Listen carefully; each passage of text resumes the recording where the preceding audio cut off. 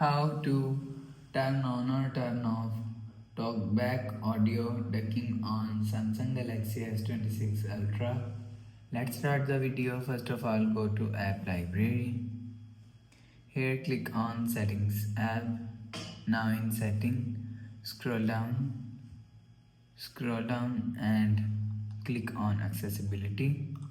After click on Accessibility, you will see third option is TalkBack.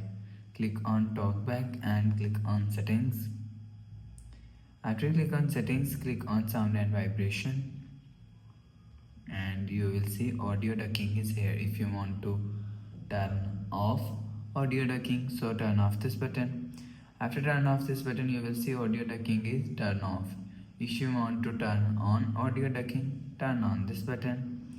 After turn on this button, you will see audio ducking is turn on. You will turn on or turn off audio ducking from here. After the process, go back to home screen. So that's how you can turn on or turn off TalkBack audio ducking on Samsung Galaxy S26 Ultra. If you like the video, please subscribe. Thanks for watching.